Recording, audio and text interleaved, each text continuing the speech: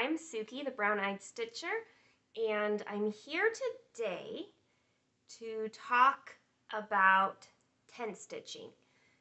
I receive a lot of questions about tent stitching and have from my very first Flosstube video, so it is way past time for me to consolidate everything that I've said and learned from tent stitching into one place.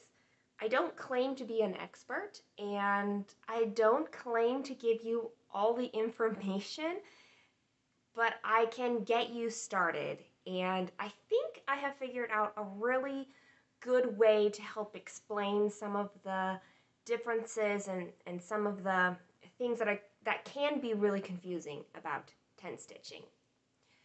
So we're first going to talk about what is tent stitch.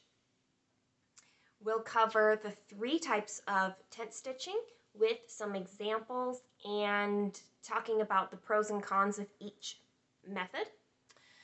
We will cover tent stitching with parking, because a lot of people do like parking, but not everybody does, so we'll cover that too. We will cover some troubleshooting, some common things that I run into when I'm tent stitching, and maybe some things that you can look out for while you are figuring out what works best for you. And lastly, I will show you some examples from my own personal stitching and walk you through how I approach some different pieces. And hopefully this will be a really good resource for you and answer a lot of the questions that you have. So let's get started. What is tent stitch? Well, we know what a full cross is. It's when we stitch one and then the other. Now, it doesn't really matter which leg is on top. Some people go like this, some people go like this. It doesn't really matter, it's a full cross. A tent stitch is simply one leg of that cross. So it can look like this, or it can look like this. Either way is a tent stitch. It just depends on your preference, which way it is that you do.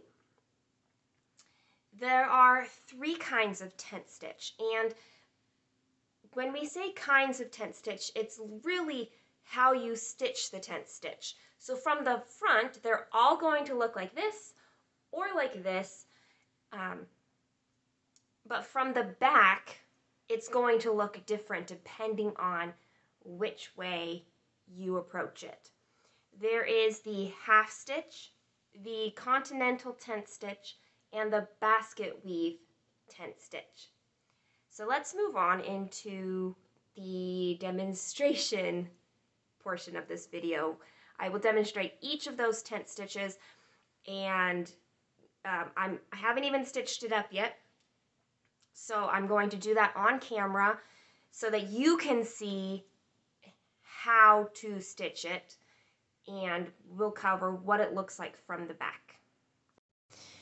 So I'm going to use plastic canvas and yarn to show you, because it'll be a bigger stitch and just be more clear about what I'm talking about.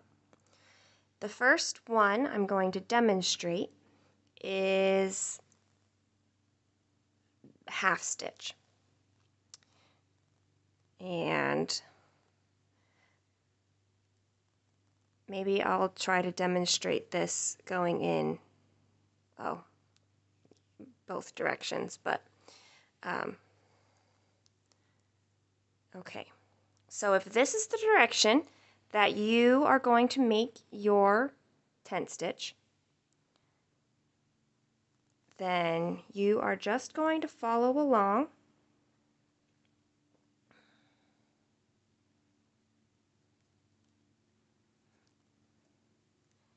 like this, okay? So the hole you go down in, you're going to come up right underneath it. When most people think tent stitch, this is what they think about, is is this. This is what a half cross is that is shown in kits most of the time. I think they always show this kind of half stitch or tent stitch. Okay, so how many is that? That's 6. 6 is such an odd number to stop on. It's okay. 7, that's even odder, but we're going to do that. Okay, so on the back, which this is awkward to do because of the camera angle. So you can see that on the back, we've got vertical lines up and down, just like that. So you've got a couple different options that you can stitch this. You can stitch it in one all the way down like that. And then you could jump back to the beginning of your row and do the same exact thing each time. If you wanted to save your thread a little bit, if you could work your way from this side of the row, the right side, to the left side, but this time you start in the top hole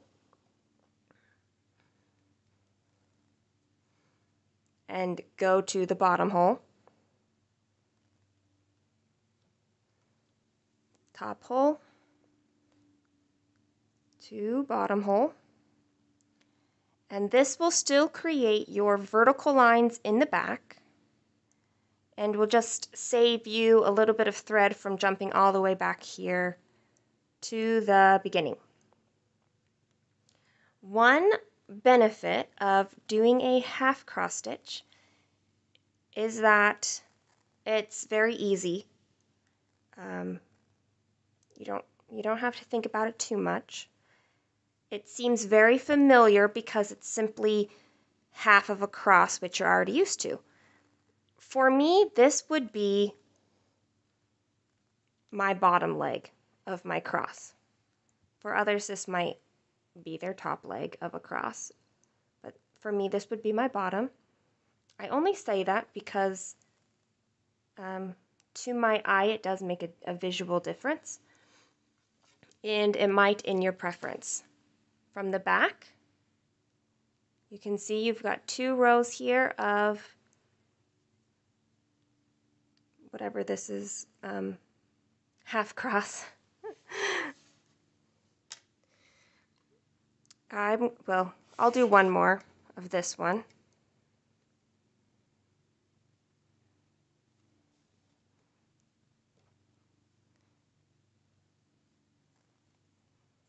And this, you can see, is bottom left corner to top right corner.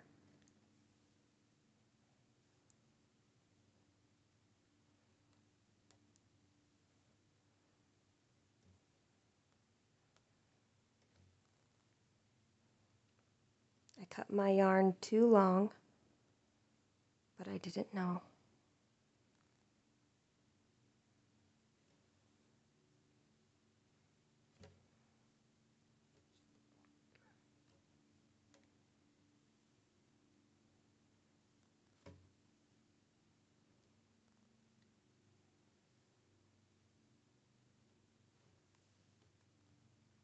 And on the way back, you're going to go top right to bottom left.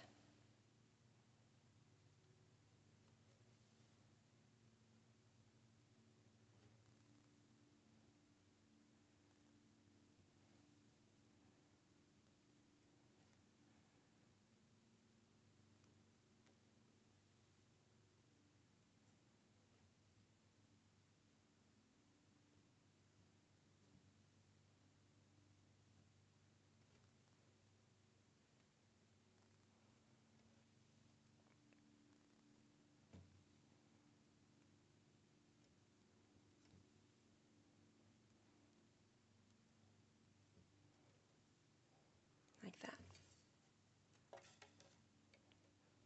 Just going to cut the yarn.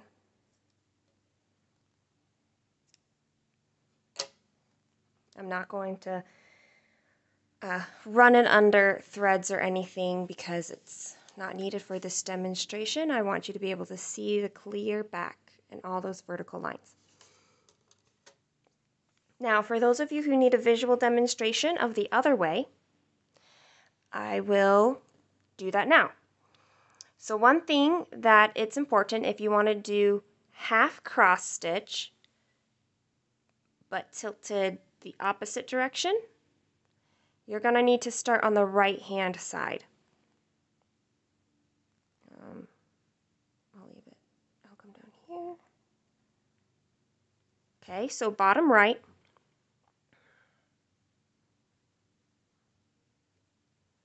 To top left. Go directly underneath for bottom right, top left.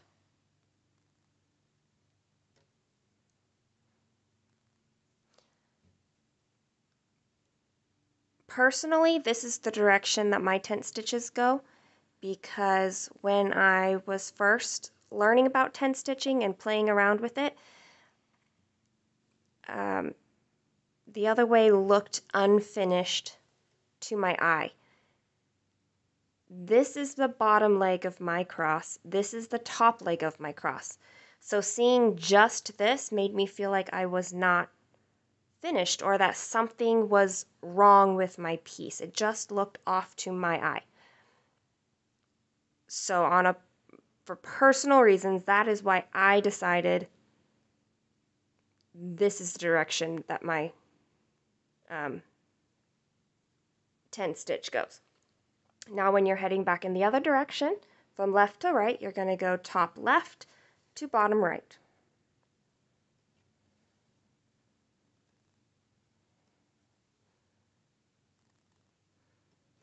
And I will speed up this clip to finish out these rows, going down 4 rows, and then I will show you the back.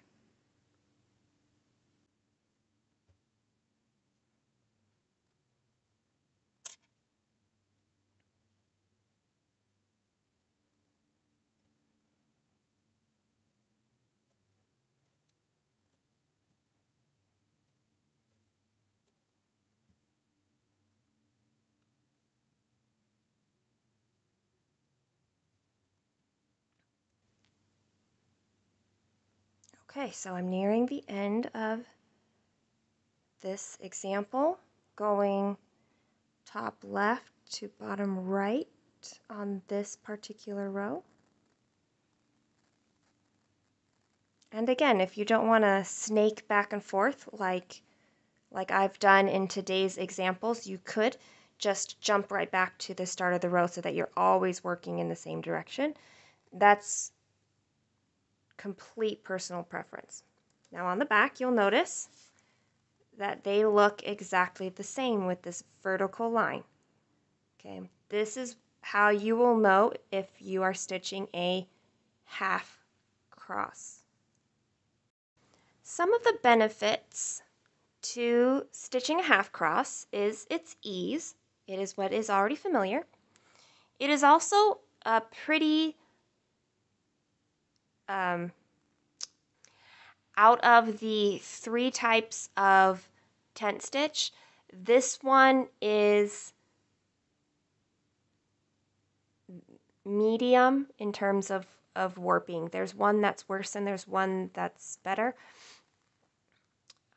This may warp your fabric. It depends on your tension, but it might also not. It's less likely to than another one, which is what I'll demonstrate next.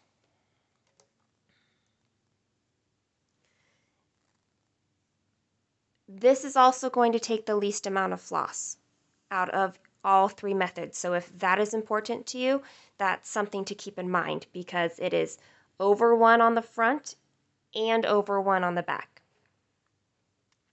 The next type of cross or tent stitch is Continental. And I will demonstrate each of these, and I'll do it right next to them. Because again, you have to start in different directions. So for the half cross, going this direction, We started from the left and went to the right. If you're going to do Continental, you're going to start from the right and go to the left. For this way, it's the exact opposite. You start on the left and you go to the right.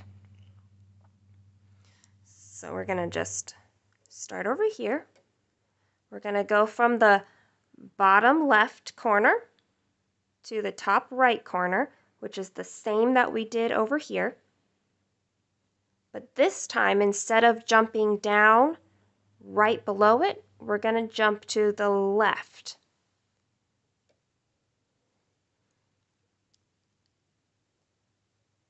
Okay, so jump to the left, and we're in that bottom left corner, going to the top right corner, go left again, to the top right,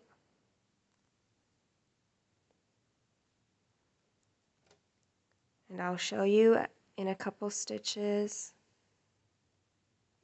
what this looks like on the back and how it is different from the half cross. Okay, you can see now it's a long diagonal. This diagonal on the back goes over 2 squares. So on the front, your diagonal is over 1 square. On the back, it's going to be over 2 diagonals. We just call it a long diagonal. So you can see the difference. This is going to be up and down. This is going to be a long diagonal. Now on the next row, I'm just going to go back from left to right, starting in the upper right corner to the lower left corner. And then we're going to go to the right so that we get that long diagonal on the back, to the bottom left corner, upper right, bottom left, upper right, bottom left, and I will finish stitching out this example and show you the back.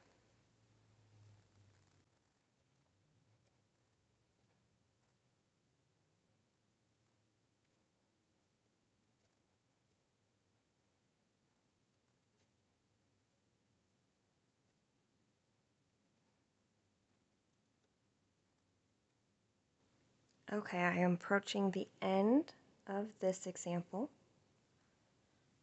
Now, if you are somebody who likes to stitch from the bottom of your project to the top, you can still do tent stitching. You just need to think a little bit about which way you are going up and down. But I hope that the information that I am giving you will help you think through what it is that you're trying to achieve so that you can start making those informed decisions about your stitching and how you want to approach it. So you can see that long diagonal versus the vertical. Now going this direction, we start on the left side and go to the right. Remember, in our half cross, we started on the right and went to the left first, but we have to reverse it in order to get that long diagonal. So we're going from the bottom left corner to the upper right. Then we'll go over to the left, go to the upper right, hop left again, upper right, hop left, upper right.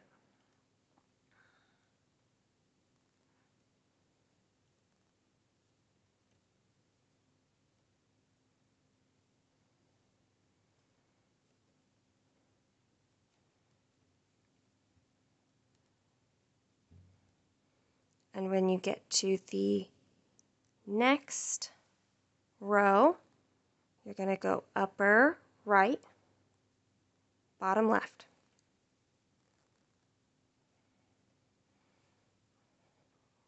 My arms are getting tired. Not actually my arms, it's more my shoulder blades. All right, so on this row, remember we have to go to the right every time we make another stitch. When we come up in our to the left. When we come up in this upper left corner and bottom right, we need to go left again. Upper left, bottom right.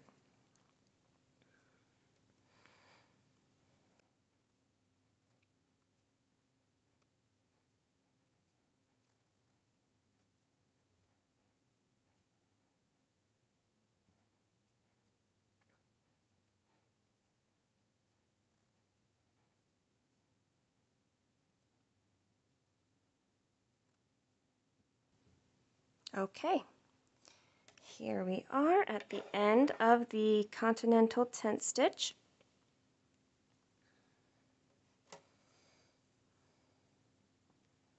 You can see our vertical and our long diagonal, both directions. You can see that in the half cross, the backs look exactly the same, whereas on the Continental, it'll lean one way or the other. Okay, between these two stitches, this is going to take less floss, the half cross, and it's going to be less warping than the Continental. You can do Continental and not warp, it all depends on your tension, but this is much more likely to warp than your half cross. One benefit though is that it's significantly easier to bury your thread on the back. These are a lot harder to run a needle through. Now, this is a very chonky needle, but it's kind of hard to get down there, right? But this one is very easy. So that's one benefit of this one, the Continental over the half cross. The third and final tent stitch is Basketweave tent stitch. It is the most complicated of all three of them. Okay. And of course I'm starting this way. This is not my usual way of stitching, so I'm going to have to think about this.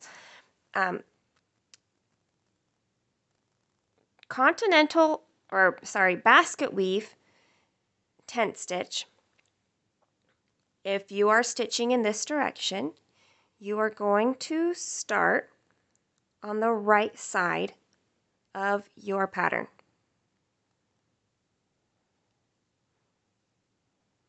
One, two, three, four, five, six, 7. There's a part of me that wants this to be fairly equal, even throughout. Okay. So we're going to take our first stitch like we did in the Continental, where we go from lower left, upper right. Now we're going to do a diagonal. Basically, in these two examples, we worked in a row. In Basketweave, we're working on a diagonal. So now I'm going to do the same exact stitch I just did, but right below it.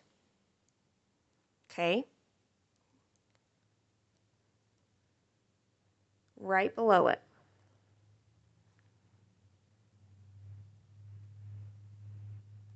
Now, my next stitch is going to be right next to the first one. So on a diagonal upwards. Again, lower left, upper right. Now this next diagonal, we're going to work from the top to the bottom.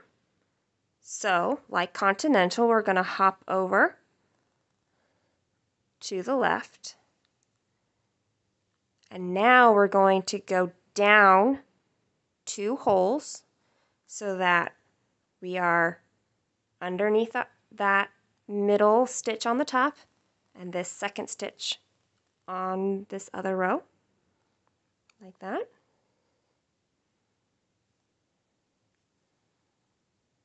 Okay, and then we're going to go again on that diagonal. Can you see where we are?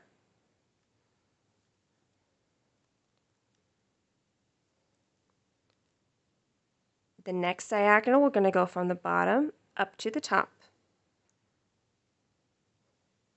So in every single stitch in this example in basket weave is going to go from bottom left to upper right, but it's on a diagonal, each stitch.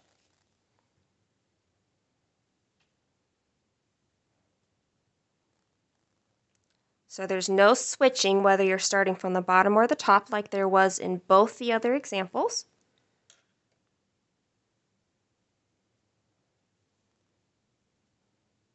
It is all going to go lower left, upper right.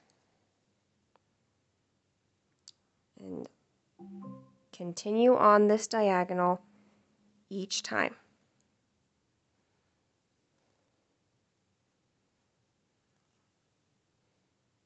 Now when you aren't increasing your diagonals or anything, like we are now, you're just going to hop over.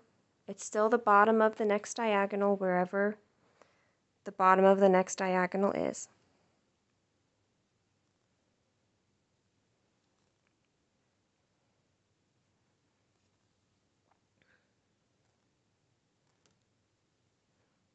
And you just go back and forth in your diagonals from the top to the bottom, and then from the bottom to the top. But this time your stitches go in the same direction.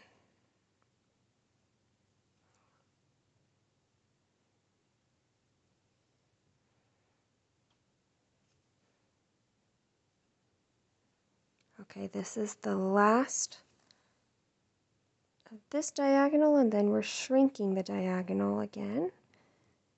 And then I will show you the back, and you will see why it is called the basket weave. So this one's only going to have 3 stitches. This next diagonal will have 2.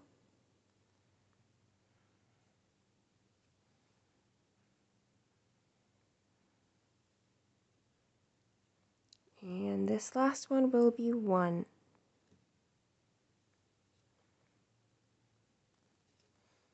Alright, now when we turn this around, it's hard to see. Do you see how you can see some verticals and some horizontals? It's like a basket weaving. I think it looks the coolest out of all 3, personally. It's so neat. It looks so cool. Okay, now I will demonstrate the other direction.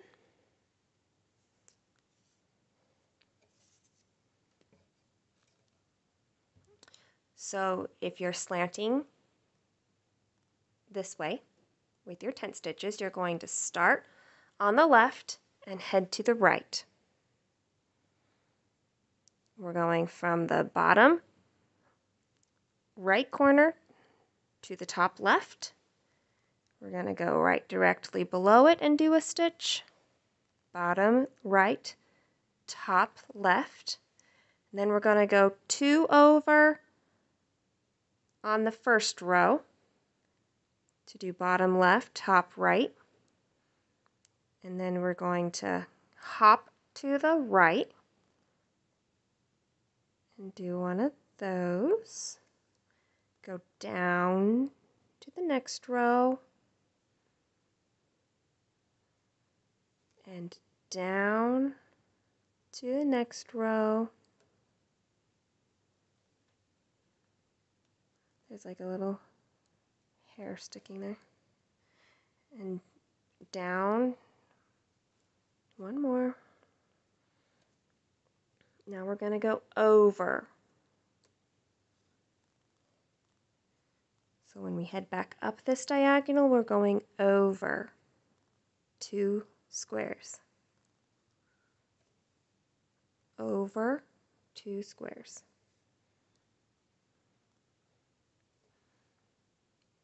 And when we go down the diagonal, it's going to be down to the next row.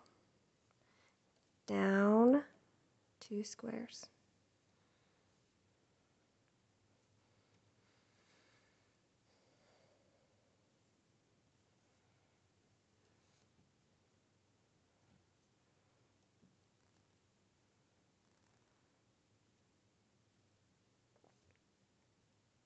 And you just work them in the diagonals.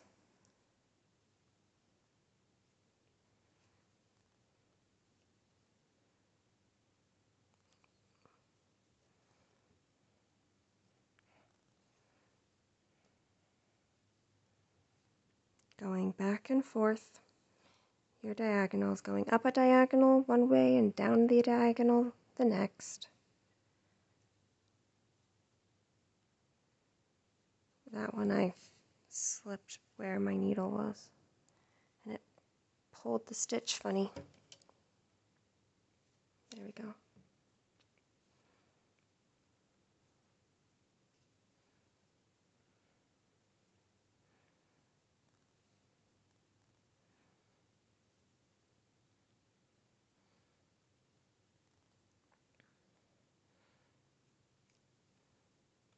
Lower right,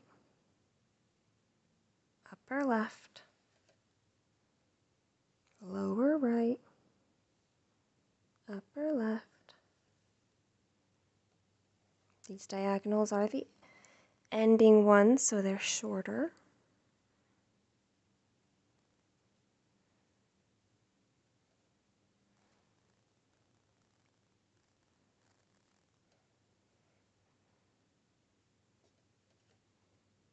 And last stitch.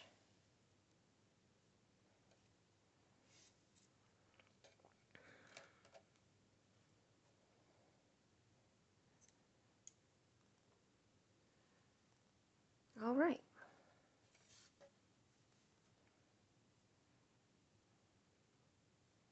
There you go. That one's much more clear and able to see, probably because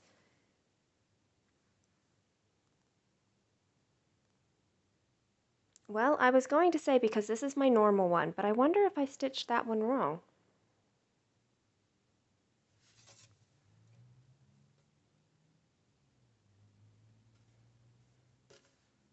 It still looks like a basket weave, it just doesn't look the same, as you can see.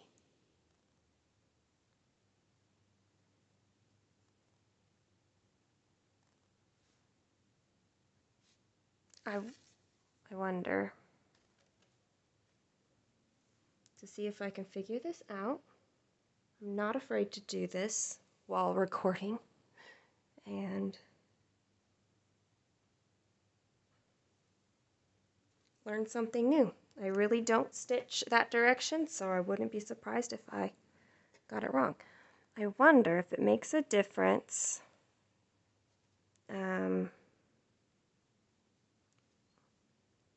if I started this top and then went down.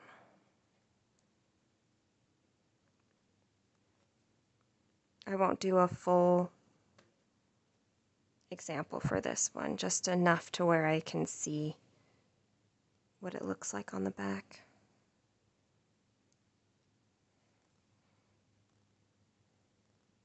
All I'm doing different on this example than on this example is that on this one I did the first stitch and then I went down and worked an up diagonal. On this one I did the first stitch and then I went and worked a down diagonal first. And I'm wondering if that makes the threads on the back lay different, going in this direction to where it looks more like what I'm used to it looking like. Otherwise, I'm still working it lower left to upper right.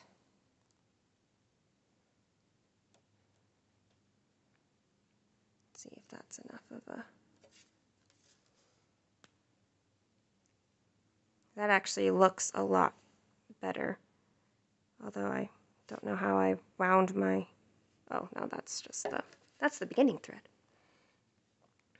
Okay.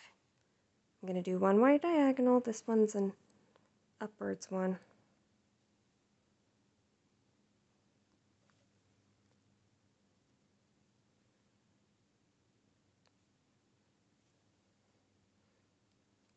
This proves to you that I'm no expert on this.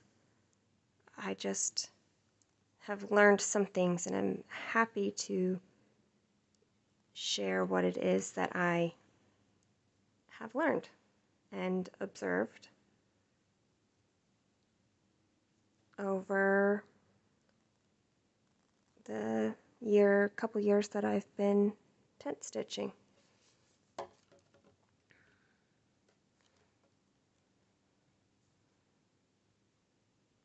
Okay, it does look different. It looks more like this,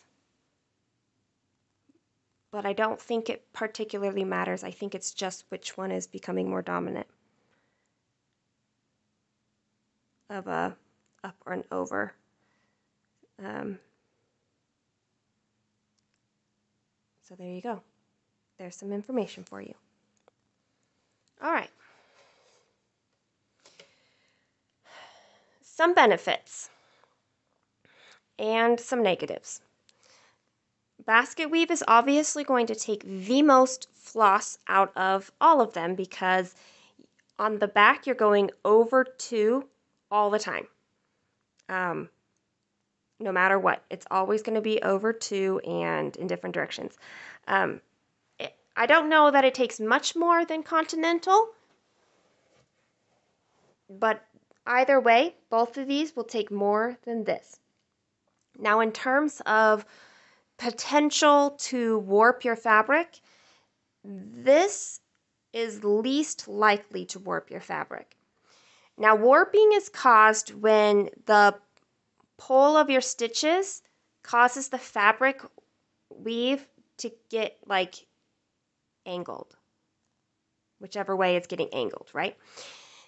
So that has to do with how your threads are pulling in different directions. So I don't want to get really far into this because it's a little more like sciencey than my brain wants to speak right now. But if you can imagine the directions that is getting pulled on in this, okay?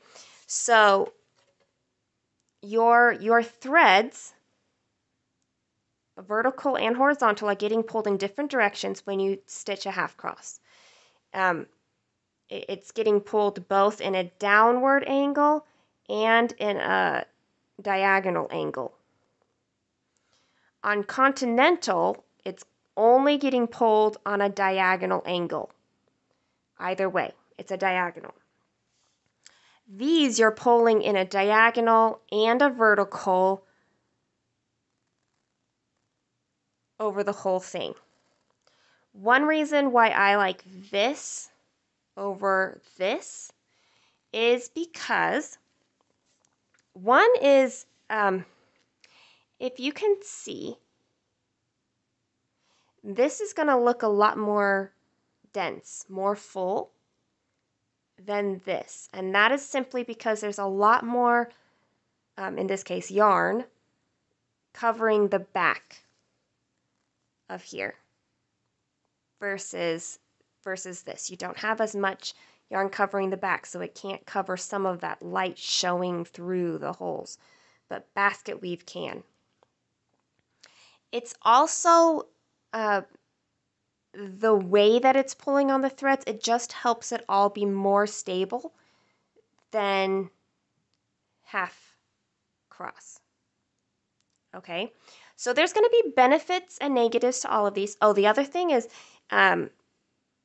it's not as easy to pull your needle through a basket weave as it is on Continental, but it's still easier than the half cross.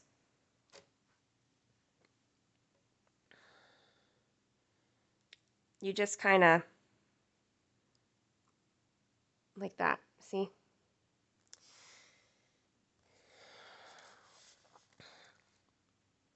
So a lot of it's going to be personal preference which way you go, but now you have some information on why you might choose one over the other, and hopefully watching me stitch them up and showing you the backs really helps you to know which way you would like to stitch.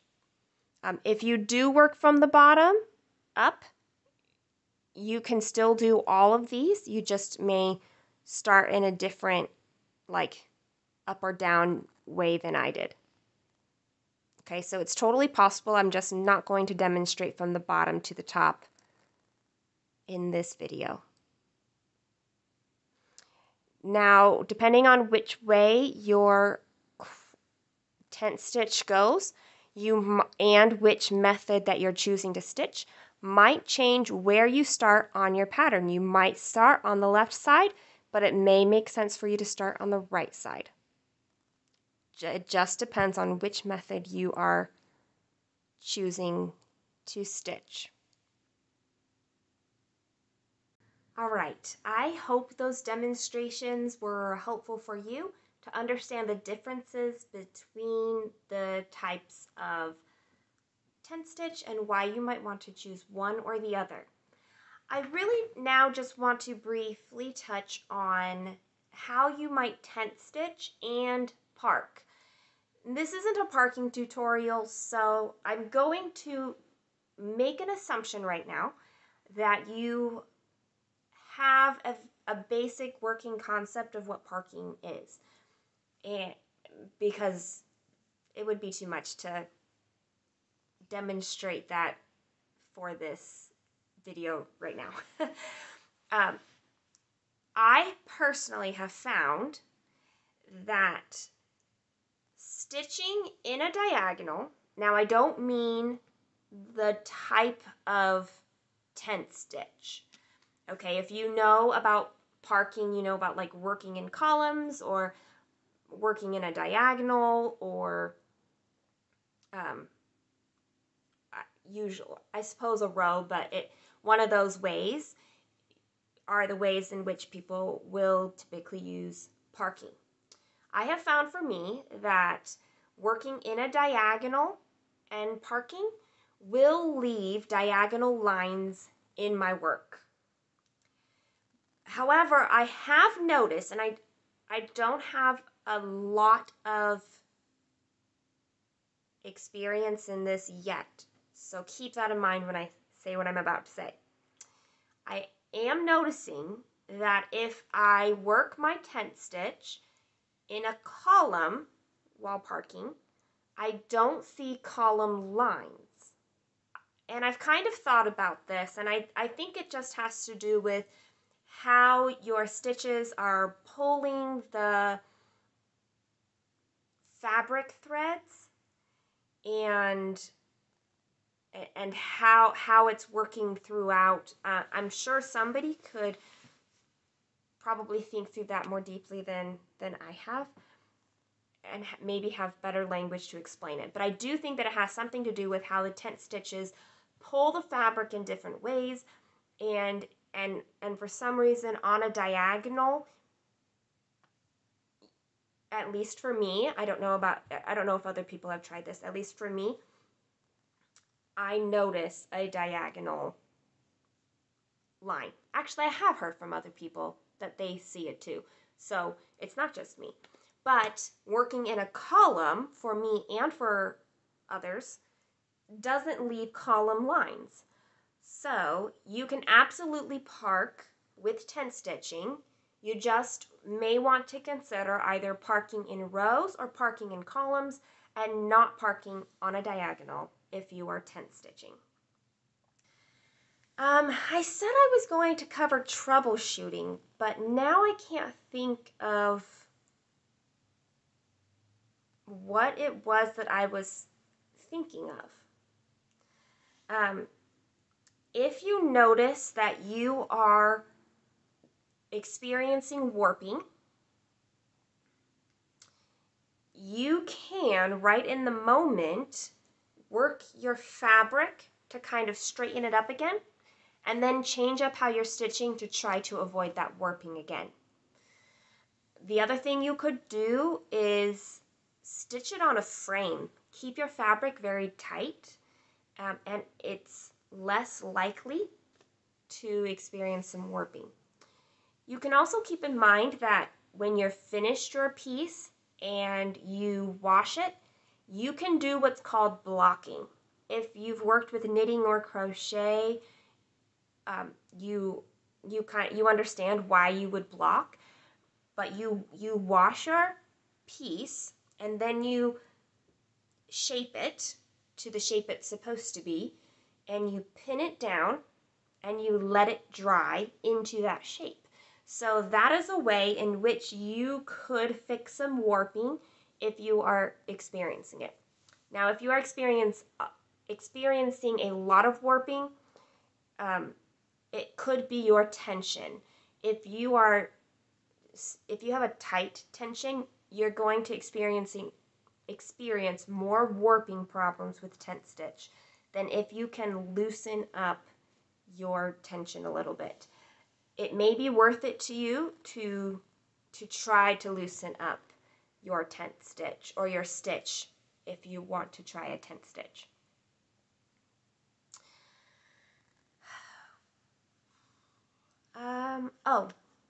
One other thing is that if you are starting with a full cross and you want to convert your piece to a tent stitch, you don't actually have to start all the way over. Just make your tent stitch the same as your top leg of your cross, and it will work. I promise you.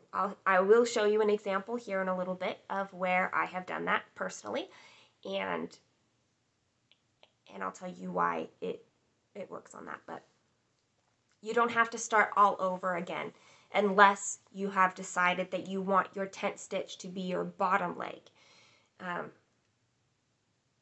But if it is the same as your top leg, if your tent stitch is the same as the top leg of your cross, you can just switch over to tent stitch and you'll be fine. I don't know that I would try to switch if I were like significantly into a piece, but I've seen somebody who was a good like 5% into their piece and then they switched over, and 5% is still a pretty small amount when you're talking about a full coverage design. So let me gather some of my tent stitching projects and I'll show you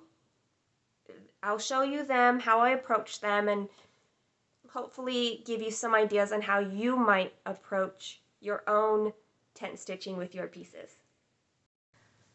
Okay, I've got 4 different tent stitch pieces to show you, and there's just something about each of them that I found noteworthy to tell you.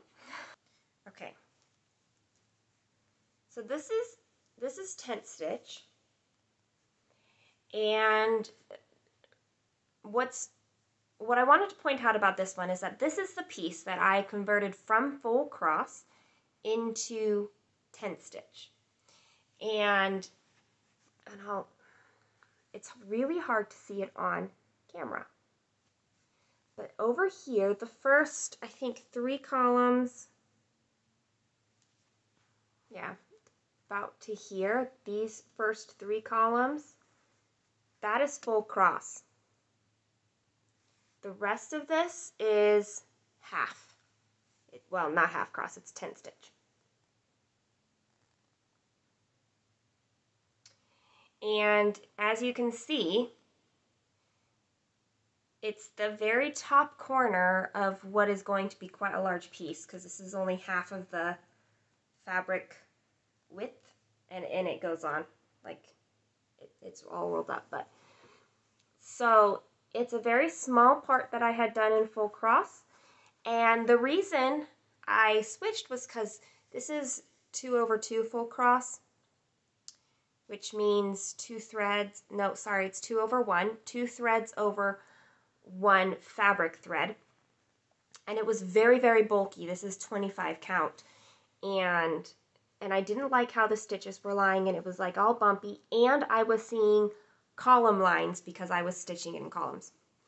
I had tried some other things in my approach, but ultimately what I ended up doing was switching it to 2 floss threads over 1, but only half tent, only tent stitch instead of a full cross.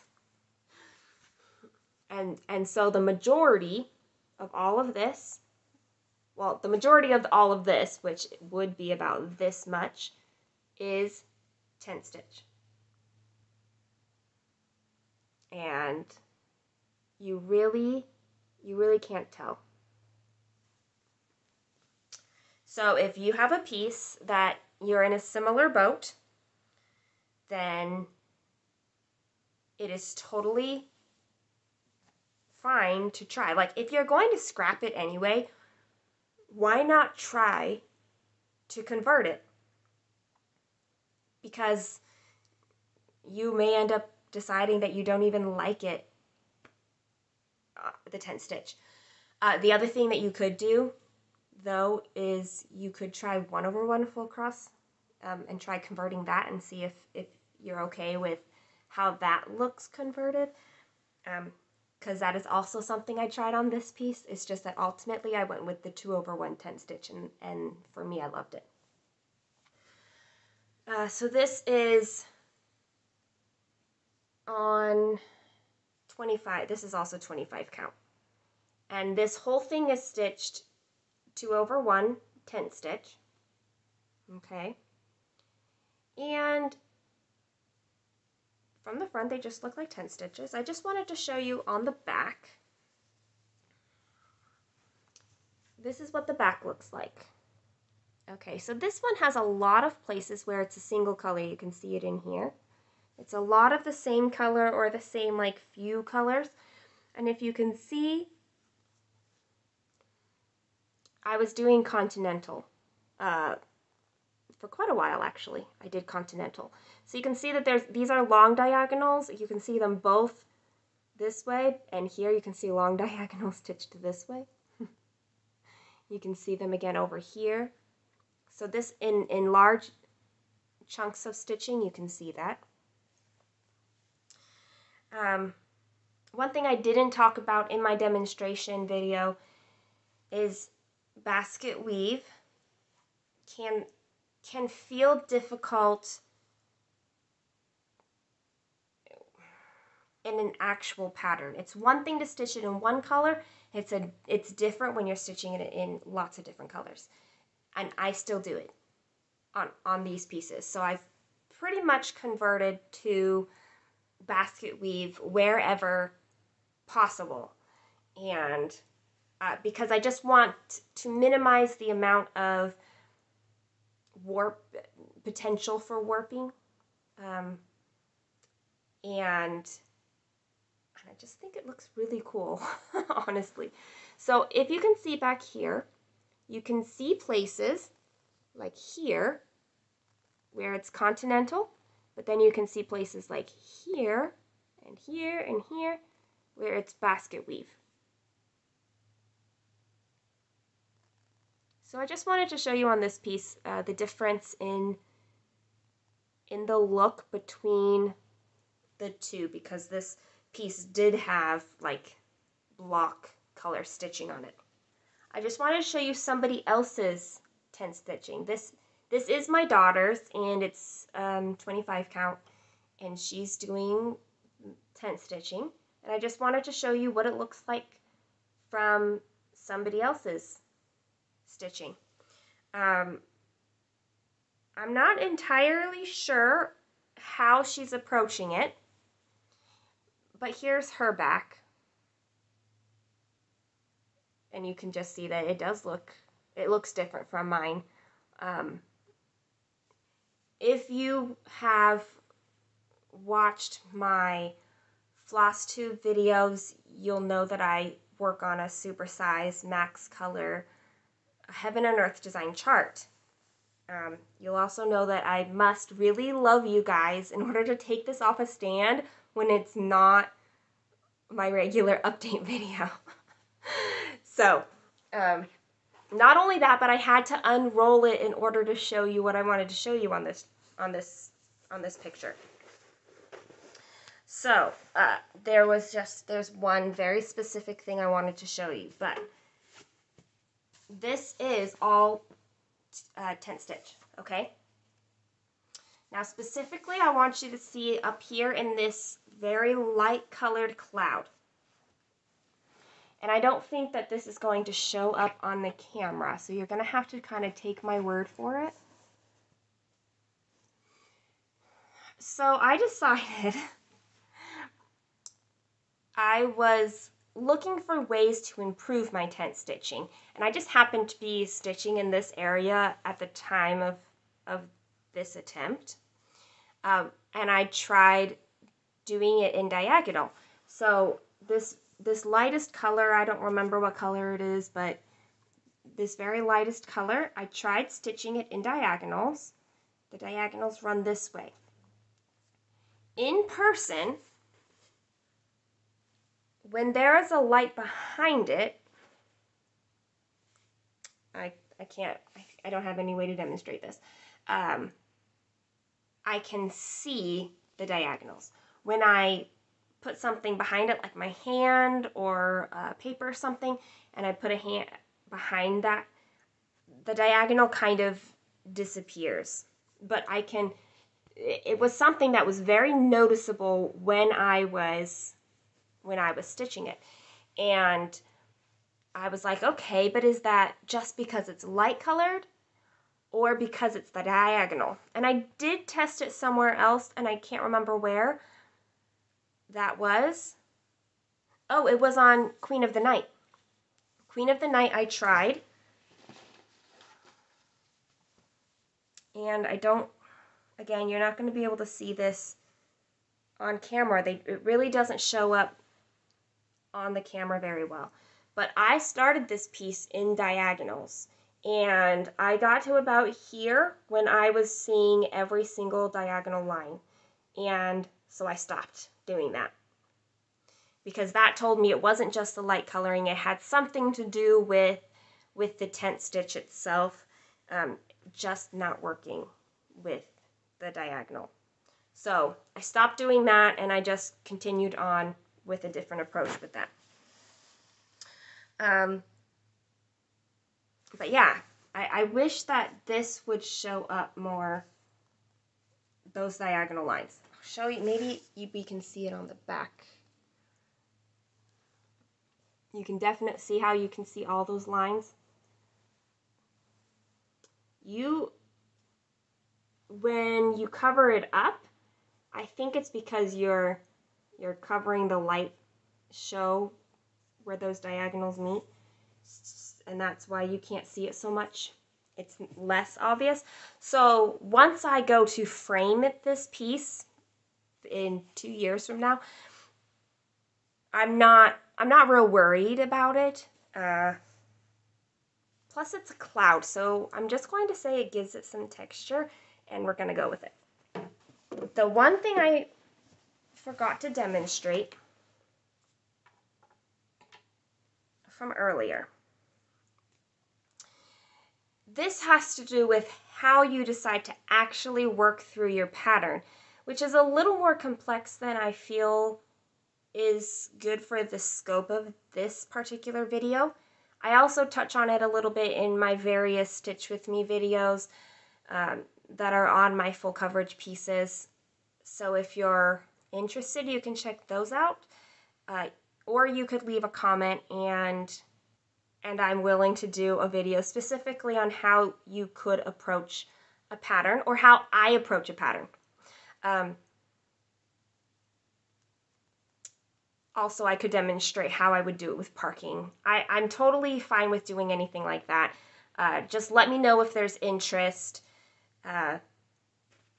Yeah, because working through an actual pattern and telling you how I would approach it does take time to actually do and to show adequate enough to where you will feel confidence in how to tackle it yourself. So I am completely willing. I just want to know that there's interest. But one thing to keep in mind, if you're going to start tent stitching, and whether or not you're doing a half cross, a continental tent, or a basket weave stitch, or a combination, my personal approach is primarily basket weave wherever possible, but if it's not possible, continental. And where maybe the pattern really makes sense, you might see a few half stitch, but that's pretty rare for me. But one thing to keep in mind when you're deciding which stitch to go to and where you're coming from and how to maybe path your stitches is to think of your floss itself. Where's my needle?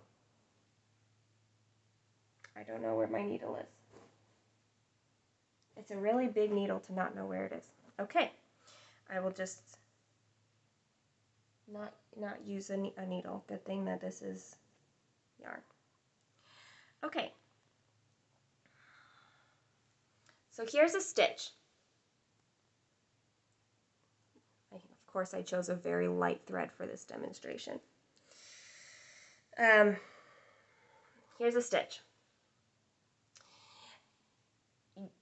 Every stitch is going to have 2 threads leading away from your stitch. And I encourage you to start thinking about where that is coming from and going to. How am I going to do this? Okay.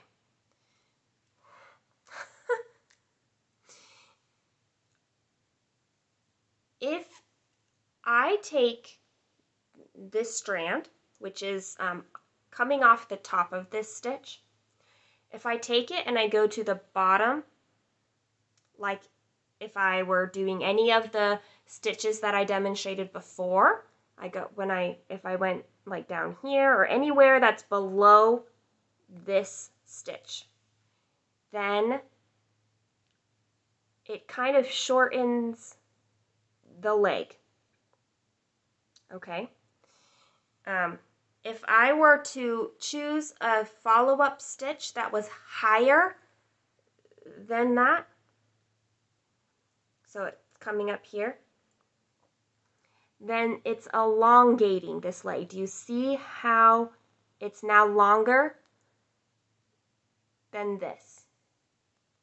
Okay. Try to keep it short. Try not to elongate your legs. Okay? So try not to have them spread out like this on the back or even sideways. I know it's hard to see because I didn't put anything solid behind it.